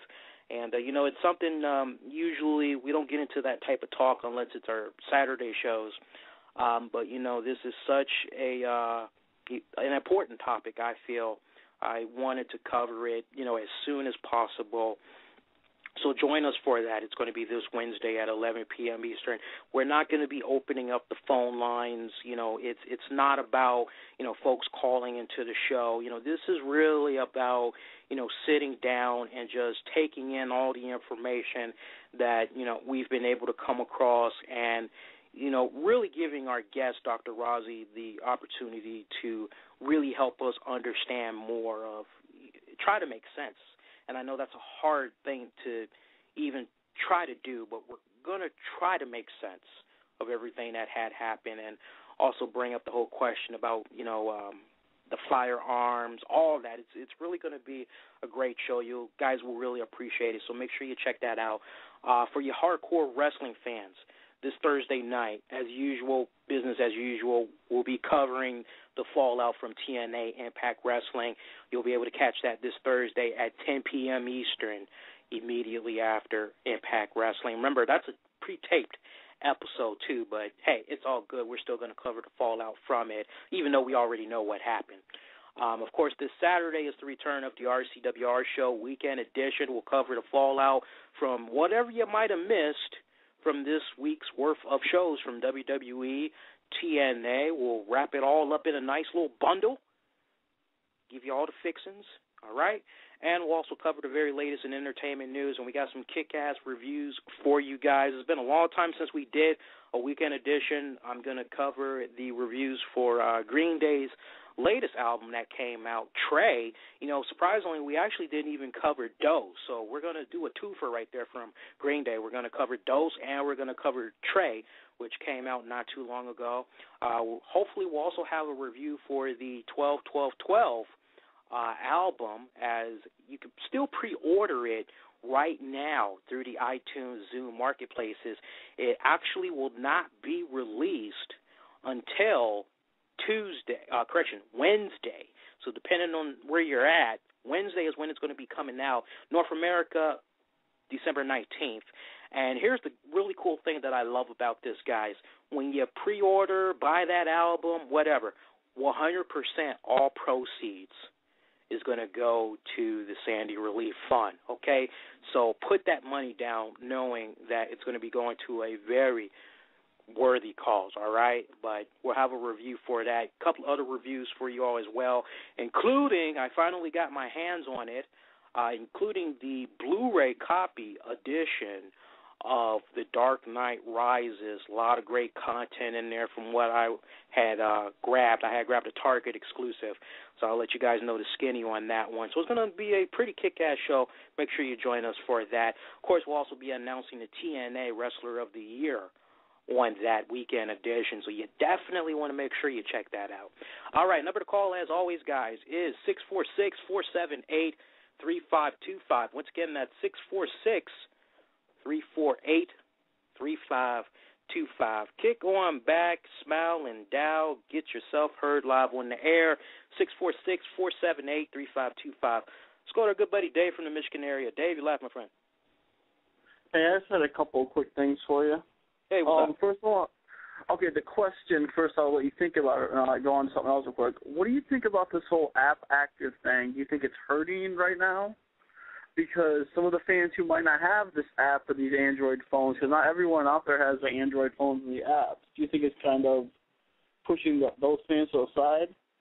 I'll let you think about that for a minute. And you're talking now, and before you move on, I just want to make sure I understand your question right while I'm thinking about it. This is basically in relation to how they did the Slammies, right? Yeah. Okay. And they do it, I think, every Monday like that, too, don't they? I want to say yes, yeah. I'll think about that. What else you got? I wanted to talk about, our Big E, and I was kind of surprised that they let it all out of the bag right there tonight. I thought we were going to have to wait until almost they're going to say, I don't know who this guy is, I don't know what's going on. Mm-hmm. And then we'll get, next, have him attack Cena again, or so like he did tonight, but I didn't know they'd do it that quickly. Mm-hmm. I am intrigued to check him out tomorrow, though, on the NXT, just to see. It's funny how far ahead that is. And a Shelton Benjamin thing, I would love to see. You remember him and Kofi Kingston when they were hooking it up. They had some badass matches. They did, yeah. Yeah, back when the old ECW and the whole gold standard thing, I wasn't really feeling that whole thing. Mm-hmm. Let's not forget, he beat Triple H 2 weeks in a row. Yeah. So they have something for him. In that classic match, Monday Night Raw, him and Shawn Michaels, remember that? I remember that, and I remember how he jumped off the ropes, and Shawn Michaels hit him with that super kick, and they started using that in their video promos. They will want was just something that he wasn't, like, kind of like what Kofi Kingston reminds you of Shelton Benjamin. Mhm. Because you think, like, okay, Shelton Benjamin got opportunity after opportunity, but he just, when he got the ball, he just dropped it. Yeah.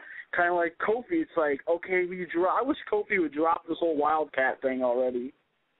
Yeah, I'm not it's quite like, understanding that. Yeah. Like, dude, that's just, I mean, he's been given out to say, oh, I don't know why I didn't take it last time, because he had a huge match with Orton. Mm-hmm. But really quick talk about tonight, I mean, it was like a free pay-per-view pretty much on TV you got. I mean, 2 hours of commercial-free. I was kind of disappointed in some of the stuff. Mm-hmm. I was kind of looking to see, like, you remember, like, I think it was last year we got, like, now here's a word from our sponsor. Yeah. I was kind of looking for some of those clips again, but we didn't get those. But okay, I mean, the Tensai and Santino match is actually pretty decent. I mean, it wasn't that bad. Yeah. But I could see them throwing those two together as a tag team maybe if they don't fire him. I would hope they would do something with that. I mean, because really, just I would really feel bad for Tensai if Santino just moves on to somebody else, and that's it for Tensai. It's like, damn. Yeah, that would be kind of hard for him. I mean, I felt bad because he came in so strong, and then it's like with John Cena, that big win he got, and then with that him beating up his handler every week, it got kind of annoying. Mhm. And, I mean, and to talk about Brad Maddox real quick, I mean, he kind of reminds me of Dolph Ziggler a little bit. The early Dolph Ziggler, after the Spirit Squad, I believe, where he's like, hello, my name is Dolph Ziggler. So he would lose every freaking week. So, I mean, he does seem to have more skills than Garrett Bischoff or Wes Briscoe. So at least, I mean, there's that to look forward to. And you do have to job, like, it's almost like paying your dues, you know. You have to job to everybody. Yeah. And what do you make from the Shield just jumping everybody? Are they just trying to get noticed now? Or is that just to fill the 2 hours? Or what do you think about that, too? Well, no, I think with what's happening with the Shield right now, and you brought up a very interesting question, because let's not forget what they had did on Raw, just Monday night. They attacked Tommy Dreamer, and remember, it was a little bit incoherent there as they were just beating down Tommy Dreamer there in that backstage segment, but you could hear one of the Shield members say, "This is our house," which kind of leads you to believe that they felt as if Tommy Dreamer was trespassing on their territory, that he had no right to be there. So to me, that kind of explained what had went down with Dreamer, why they gave him that beatdown. Kane, Daniel Bryan, that one was obvious. We had talked about that already, but for those of you that might still be wondering, why did they assault Team Hell No? They assaulted Team Hell No because, as far as they're concerned, they are not really a tag team. They're always going back and forth with one another. They don't act as a pack. They don't act in harmony, and honestly, they just don't like Team Hell No. So that's why they've been beating those guys down. Ryback, as that was evident. They, sat up and said that, hey, Ryback, you have insulted the WWE champion. You injured him, But even when that injury had went down, they were picking on him before CM Punk got injured. And even at that, you kind of got to wonder, okay, well, where was the injustice in that? Because the real injustice should have came from what Brad Maddox did. And quite honestly, I'm a little bit surprised that Brad Maddox hasn't gotten a beat down from the Shield, since he was the one that had screwed Ryback from the WWE Championship. Nice little dilemma that's going on right there, but for right now, they're trying to say that the reason why they jumped Ryback was because he injured CM Punk. Whatever, that's fine. But, these series of attacks that they're doing, they aren't random. I mean, they are picking out these people because there has been some type of a injustice that they feel needs to be corrected. And, in the case of what's happened with Sin Cara, Rey Mysterio, I'm not really going to read too much in that. The way I'm reading that right now, just as I said earlier, Sin Cara, that injury he had got at TLC, which was legit. As I said earlier, the guys in the back, they noticed it. It looks really bad. I mean, he has a gash on that ankle. It's a deep one, too. He's going to need a couple of weeks to heal. So I think that's just a good way to write him off TV till he can come back 100%. Rey Mysterio, I'm just getting this impression right now that there's probably some stuff happening at home.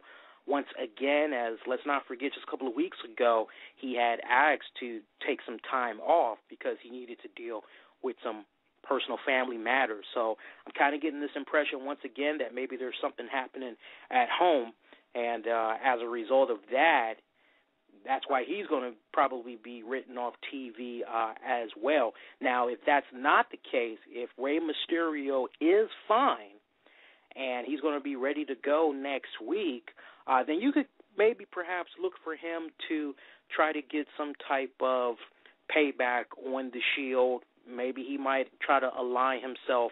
And that's a real big mind teaser right there when you really think about it. If you're really trying to get Alberto Del Rio over right now as a babyface, which is said to be WWE's little project right now, then how badass would that be if you have Rey Mysterio team up with Del Rio, two guys that have been in one long rivalry off and on for past few years? That would be pretty badass to see the two of them, you know, team up. As remember, we did see Ricardo get jumped by the Shield as he tried to come to the aid of Tommy Dreamer on Raw from Monday night. So, you know, you already have those ingredients planted that a Mysterio and a Del Rio could team up, put aside their differences to try to take on the Shield. That's going to be one really solid encounter when you think about it, especially if you throw Ryback in there as well. So you have Ryback, Mysterio, Del Rio to take on those guys. Oh, yeah, that would really be freaking sweet. I think that's probably the end game that they're going to try to go. Early prediction there, I could be wrong, but if it was me, if I was writing it, that was the way I would be setting it up. With regards to what's going on with the WWE app right there, where they're saying, hey, you know, if you have your iPad or you have your Galaxy, Samsung, or whatever, you know, honestly, you know, that's a very good question. And, you know, honestly, if I were to answer that question, I would have to answer it from a business perspective. And, you know, there's that business side to me that says, okay, you know what, I have something that I want for people to come across, and I want for them to invest in it. I'm going to be looking into every single possible outlet that is available to make sure that my content is out there for those people to access, okay? I'm not going to have anybody be left out in the code, all right? And when I say that, I think you see where I'm getting.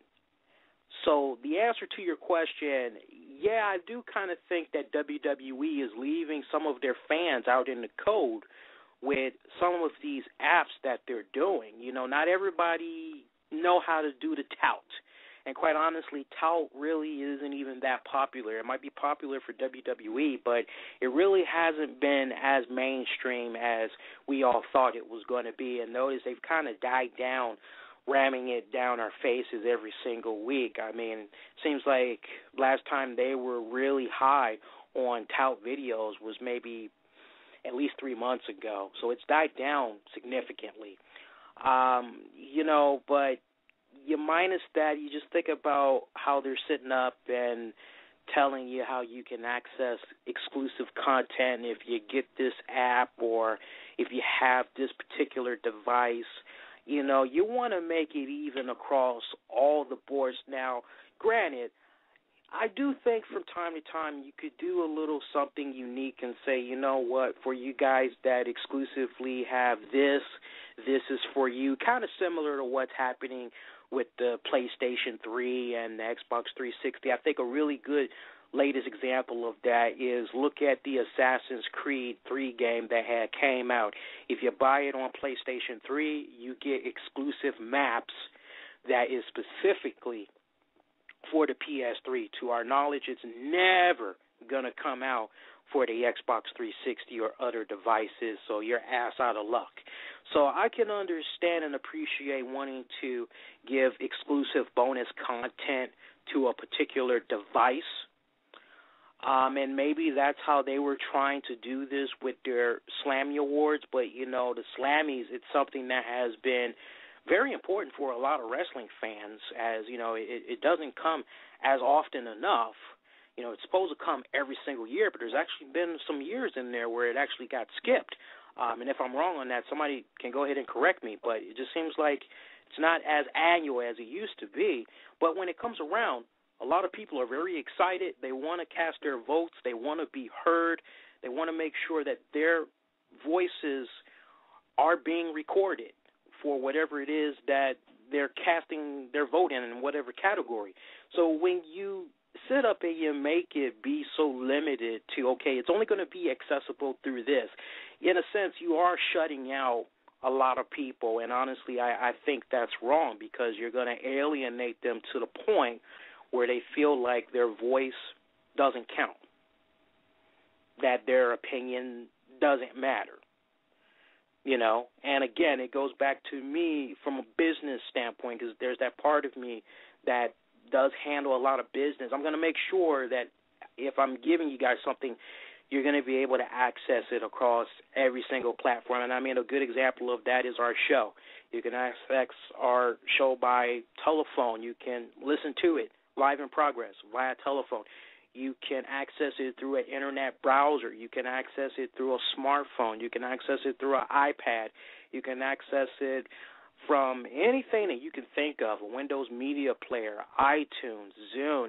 You know, all the outlets are there.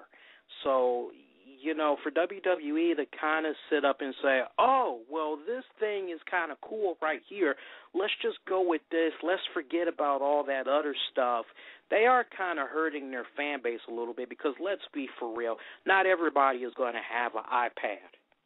Let's be for real, okay? The lowest price for an iPad, if I'm not mistaken, is going to be $699, give or take. You know, let me go a little higher than that, maybe $800, okay? And that's for one without Wi-Fi built in. Not everybody's got that kind of money to be throwing around, and then, you know, all right, I'll be able to check out this new app that's exclusive for this device. Are you serious? No, you know, good question there. I hope I was very descriptive in answering it. I don't mind my brain being picked on. If some of you thought that was a little bit too long, I apologize. But, you know, if you say the right question, I'll answer it. All right, let's go to our next caller. Let's go to Homie. You live, my friend. Good evening, sir. How you doing tonight? Hey, pretty good. With Tensai, I just think I just feel sorry for the guy. All I can think of is what's going through his mind is, why the hell did I leave Japan? Because there he was a star, and here he's just getting jobbed and abused. I just feel sorry for the dude. Mm-hmm. Did you by any chance follow Tommy Dreamer? He showed a picture of a big old knot on his forehead that the show gave him after that beatdown he got on Monday night. It was kind of gruesome. Yeah, I saw that. That was pretty badass. Well, did you see that R-Truth one, too? He got cut in the Cesaro match. That was pretty graphic, too. Nice. The Smackdown was pretty good. I enjoyed it. The Shield beatdown was pretty good. I agree with you about Cena. It seems like he does put over people, but it's never in a clean way. I mean, he's put over Ryback and all them over in the matches, but he always seems to lose, but something shenanigans always seems to happen. I don't understand with that. Mm-hmm. Do you think he has it in his contract, or he goes to management and tells them, you know, I'll lose a match, but it's got to be, something has to happen, distraction, DQ, you know, something like that? I don't think he has it in his contract. I think it's just one of those things. I think he's pulling a Hulk Hogan. And Hulk Hogan is one of those type of guys for the longest time. Now, I hear he's changed, so I'll try to give him a little bit of the edge of doubt right now, and maybe he has changed. Maybe he is a new man now. But I know the old Hulk Hogan, when it used to come to doing the right thing and trying to figure out the right type of guys that need to go over, Hogan used to always use his experience as an in-ring veteran, as a drawer, to really bestow his influence on a lot of the finishes, especially in matches that he was involved in. And I think when you look at what's been happening with John Cena, I think John Cena is at that point. Look at what had happened with Alex Riley. That is a really good example right there. The Washington, D.C. native, it seemed like that guy was really blowing up right at the same time as The Miz before he had captured the WWE Championship. What had happened with Alex Riley? Well, as we would later find out, after he got buried for months after months after months, we found out that apparently John Cena was making fun of him and backstage in front of all his peers. Alex Riley, he did what any man would do. He stood his ground to Cena. Cena then goes back, tells upper WWE brass, basically in a way of, oh, Alex Riley, he's a dick, this is what he did to me, he said this, and from then on, Alex Riley has been buried. When you have that type of power where you can sit up and you can just go to management and say, oh, hey, this happened, and both sides of the argument isn't even heard, and you can have somebody's career like that in the palm of your hands. You can either make them or break them. That's a lot. Let's not forget, John Cena is also the same guy that almost had it his way and almost got Randy Orton out the door. That last go-round that he had got that whole violation. Randy Orton, he was close to being out, but Triple H, McMahon, they're like, no, Randy Orton, that's our boy. We got to work with him. We got to give him another shot. And Cena was very close to getting him out the door. That's how much stroke John Cena has. Okay, I don't think he has it in his contract. I mean, that's just, let's be for real, And normally I love it when we get questions from you guys, but let's really be for real, because that's the model we got to live up to. Always keeping it real. That's silly to have that type of a stipulation in a contract. It's just not even possible. Now, I do believe that John Cena has control in creative control. He does have input. He may have something similar like a Goldberg. Remember how Goldberg was in WCW, WWE? He pretty much had a lot of creative room there with the way a lot of his matches had played out. Cena may have a little something like that, but again, it boils down to his experience and the fact that he's been able to draw money for the company for so many years. When you reach that point, you can pretty much have anything you want. You're pretty much right up there with your average Joe that works a 9-to-5 gig, and they never call out.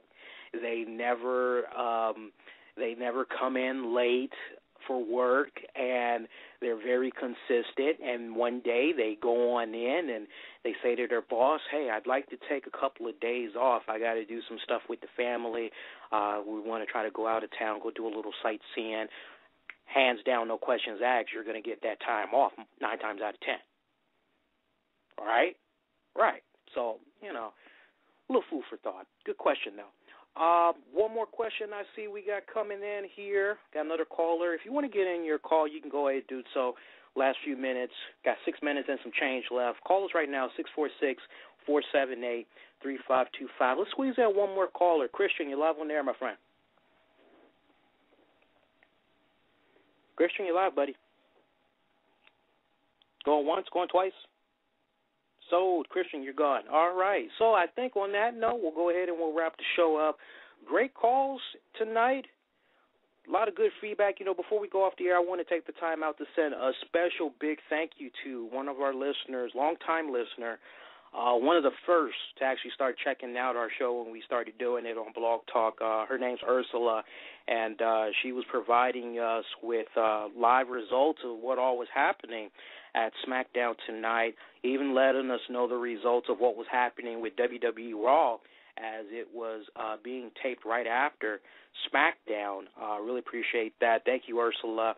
And that's pretty much going to do it, guys. We're going to be on a little break for a few hours, but we'll be coming right back at 11 o'clock p.m. Wednesday night, so in just a few hours. And we'll be joined by Dr. Rossi. Co-producer Tammy will be in the house, and we're all going to be covering the fallout from the Connecticut shootings, give you all the very latest. It's going to be a really great episode, so make sure you're able to join us for that. Hardcore wrestling fans, TNA fans, Impact Showdown Radio, this Thursday night is where you want to be to hear the very latest from what's been happening on that neck of the woods. That will be coming on Thursday night at 10 p.m. Eastern right here on blogtalkradio.com. You know, the conversation, talk of wrestling may end right here for now, but it never stops at our website. So go visit it at infinityoneproductions.com for all the very latest on wrestling-related news and so much more. And while you're at it, take the time out to subscribe to us in the iTunes, Zune marketplaces. Just use the keywords, the RCWR Show.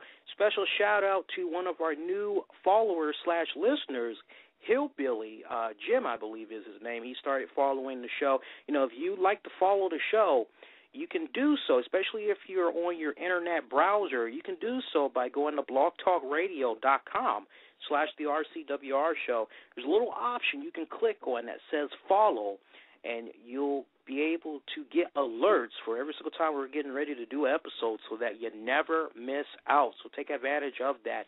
All right, guys, we will see you in just a few hours at 11 p.m. Eastern with our special guest, Dr. Rossi. Till we hear from you all, y'all be safe and be kind to one another, folks. We will see you in just a little bit. Do take care.